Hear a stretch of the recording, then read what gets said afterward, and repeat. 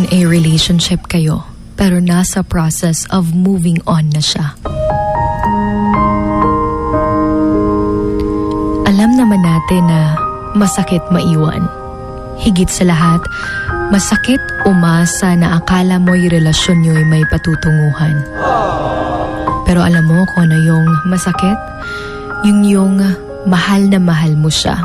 In a relationship kayong dalawa, pero nasa process of moving on na pala siya. Yung hindi mo alam kung bakit siya nagkaganon. Kanang kalitra siya ka-cold sa imuha, nga wa man unta nimo siya giunsa. Kanang feeling also nga kalitra siya ka-cold sa imuha, nga wala man unta ka nagkuwang sa iyaha.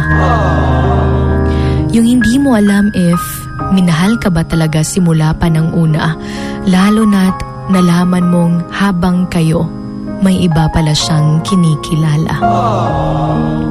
Kaya siguro kahit kayo pa, unti-unti na siyang nag-move on dahil mas masaya siya sa kanya. Mas nakikita niya yung halaga ng isa. Mas nararamdaman niya yung pagmamahal siguro sa bago nilang kakilala. Kaya mahirap kapag nagmahal ka, pero hindi ka pala mahalaga sa kanya. Dahil everyday, it seems like you want to win his or her heart.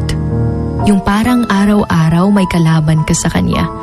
Yung nararamdaman mong yung pagmamahal na dapat sa'yo'y ibigay ay ibinigay niya sa iba. Mahirap at mabigat sa pakiramdam na yung taong gusto mong makasama sa pag-angat mo sa buhay ay unti-unting bumibitaw. Pero hindi ibig sabihin na kapag iniwan ka ay may mali sa'yo. May kulang sa'yo. Sadyang hindi lang talaga tayo yung gusto. Pero ayos lang yun. Sabi na nga nila, kagaya ng tula. Hindi natin pwedeng mapilit ang hindi talaga tugma. Kaya tanggapin na lang natin na kahit araw-araw pa kayong magkasama, araw-araw mong pinaparamdam sa kanya na mahal mo siya, pero araw-araw na rin pala siyang nag-move on sa relasyon yung dalawa. Dahil hindi sa lahat ng panahon ay mapipilit natin na tayo ang piliin. But remember that one day, darating din yung hiwaga sa buhay mo. Yung taong pipiliin ka sa araw-araw at hindi magsasawang makita ka. Yung araw-araw kang pipiliin kahit hindi mo pilitin.